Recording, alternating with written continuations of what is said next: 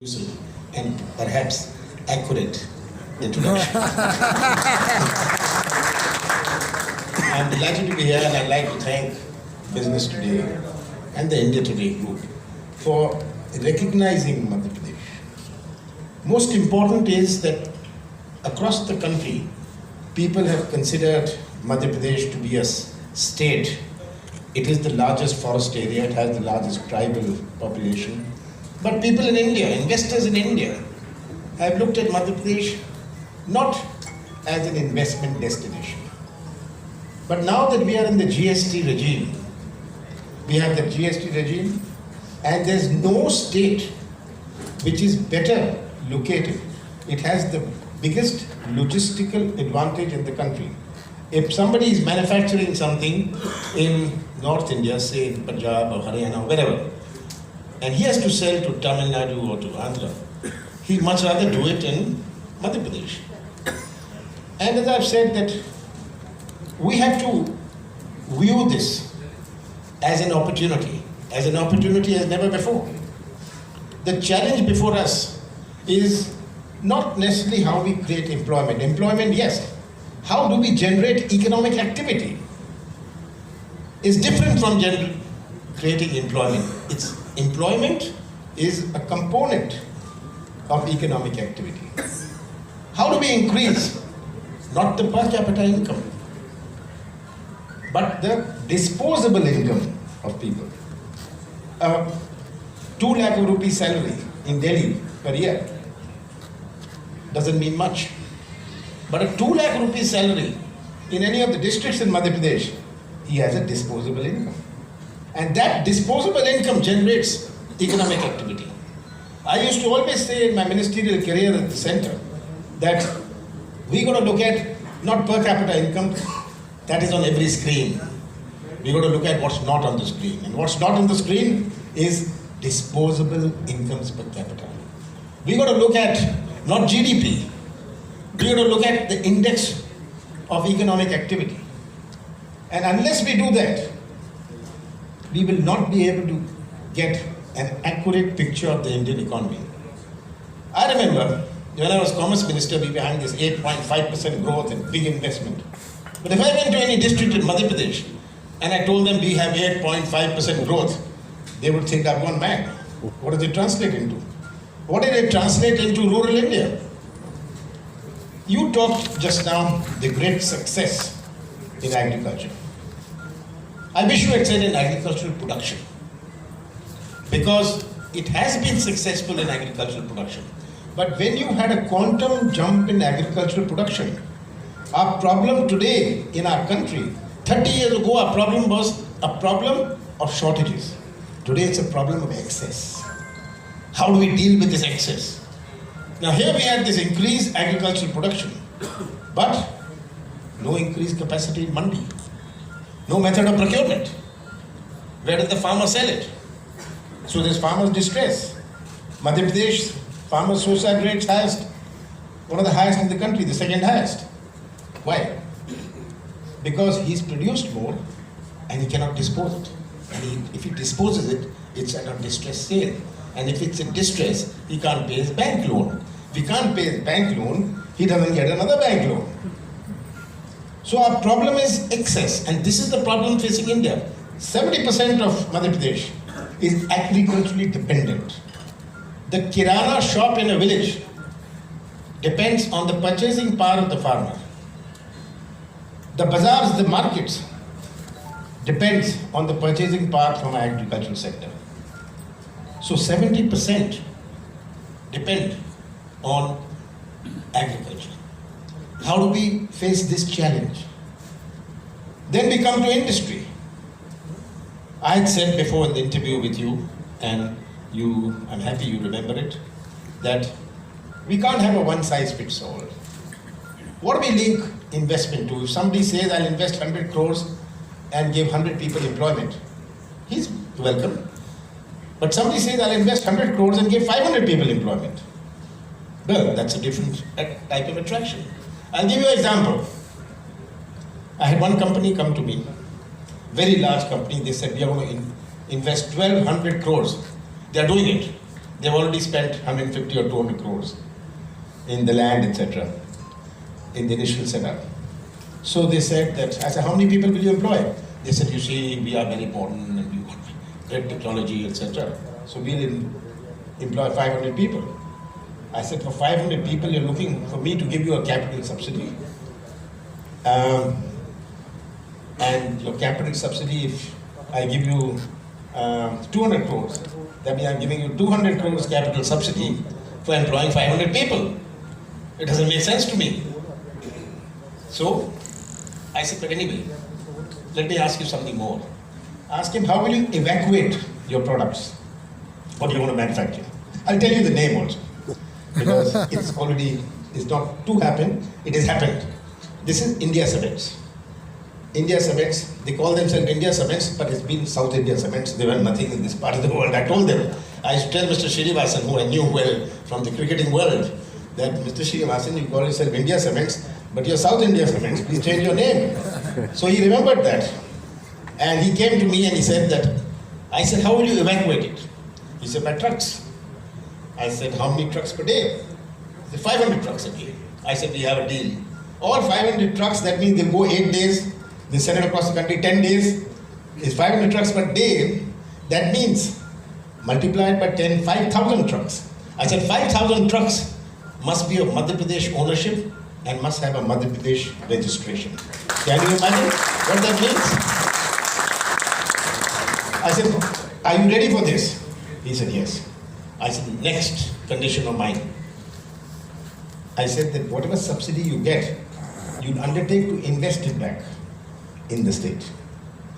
He said, I agree, I'll invest it back in the state. So, I am also getting incremental investment from what I'm giving him. I'm getting economic activity. So we made a deal. We made a deal. Now, this doesn't come out of any policy. And it is here we got to look at it. So I said, I'll be unconventional. I'm not interested to be conventional. I'm going to be absolutely unconventional. Because we got to jumpstart, we got to create confidence. You got to create confidence in an investor. And unless he has this confidence, then he met me again. He's going to be at our magnificent Madhya Pradesh. And I've asked him to speak. So he met me again after 2 months. I said, Mr. Srinivasan, how is it going? He told me, you see, normally governments can't keep pace with us. But here, we can't keep pace with your government. You're moving too fast. So, you have to create a culture. And this is my biggest challenge. What reforms do we need? I used to say when I was Commerce Minister, we'll do this, we'll allow FDI, we'll allow this. That's one part of it. We need reforms in governance. How do we have reforms in governance? And just yesterday in the cabinet, you must have read it in the newspapers, we've done the first part of these reforms. My second part is going to come.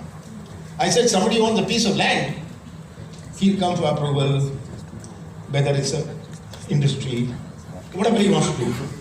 He'll come for approval, he'll go to 10 people. I said, anybody who owns a piece of land, why should he go to anybody? As long as he complies with all the master plan, town and country planning, he complies with pollution, why should he go anywhere? So, he should go nowhere. He must go and start. After 3 years, we want self-certification. And after 3 years, if he's violated anything, we got the law. It's his business. Who are we to sit down and tell him, this is not so and that's not so? So, we got to be absolutely unorthodox. We got to be absolutely unconventional.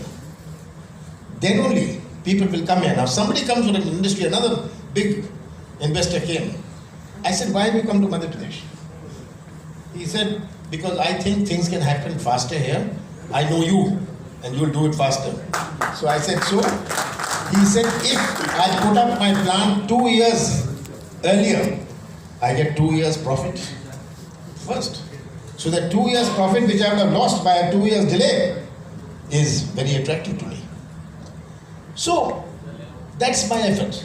So one is on the agricultural side. Then how do we increase economic activity? What do we do about the youth? Various programs, I don't have time to go into it. How do we do the upliftment of the poor? And most of all, we got these hundreds of schemes, both of the state government and the central government. What are the delivery system? What are the delivery system for our pension we give? Delivery system is not perfect. I don't want to say anything more than that. How much leaks? So delivery systems of our schemes, of our welfare schemes, is itself in a mess. Now I'm trying to correct delivery systems. That we are spending thousands of crores on these social welfare schemes, whether it's pension or whether it's this or that, and whether it's scholarships to the backwards. What does it take to get this scholarship? Is the delivery perfect? So, delivery systems of our social welfare schemes. This is another challenge. So again, it's reforms of governance. We have to have an attitudinal change. We have to find not why you can't do it, but how we can do it. And that is my approach, that how we can do it. And I tell the government, I tell the officers, I said, tell me a better way. If you can't tell me a better way and still you can't do it, well tell me. Okay, I'll find another way to do it. That's the only way we can have reforms in governance. And that is what I'm doing. I've had 10 months. It'll be 25th of October, it'll be 10 months. Roughly 3 months, 2.5 months went with the parliament elections in the code of conduct. So really I had 7.5 months. In 7.5 months, it was first for me to even understand what the direction to go, to fix my own priorities. We had this massive farm loan waiver. Somebody says bad banking. A farmer is born in debt and he dies in debt. If I'm putting 20,000 crores in the writing of the farmer's loans, what am I doing? I'm injecting 20,000 crores. I'm injecting that money because the farmer has that money then. And it starts a new economic cycle.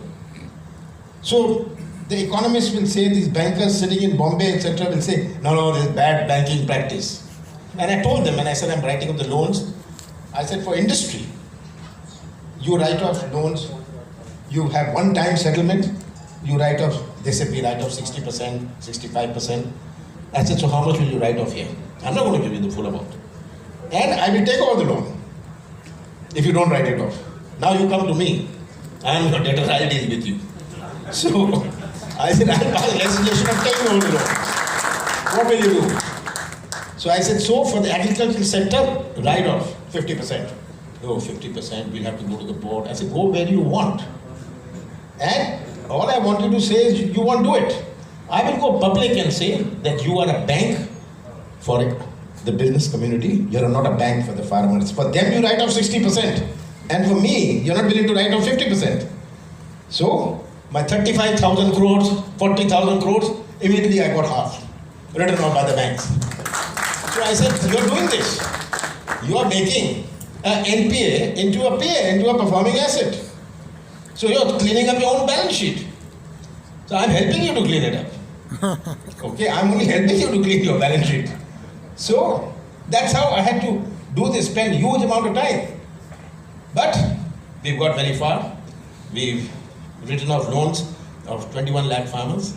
Rest is on the anvil. And it was not just the defaulters. I had decided even those who have running current accounts, which have performing assets. That means they have not defaulted. Why should I punish the people who have not defaulted? So I said up to 2 lakhs, I'll write off those who have not also defaulted. So the first time in the country, we are going here to do this. I was today in Maharashtra, and they were telling me that this is, Madhya Pradesh is writing off what you call Chalu Khata, the performing assets also. I said yes. So I've written off up till now in the first phase, up to 50,000 performing assets. But that means injecting it into the economy of Madhya Pradesh, injecting this money into the rural economy. When we had this rural employment guarantee scheme, sitting here in Bhopal and Indore, few people understand it. In the cabinet, I was a great proponent of it. Because I said we are generating purchasing power by giving them this money. Somebody is doing nothing. He is doing nothing. He gets now 200 rupees per day, 180 rupees a day. For 100 days, you're putting money in his hand. He'll go to the bazaar, he'll buy his wife a sari. He will go and do something. He'll create economic activity.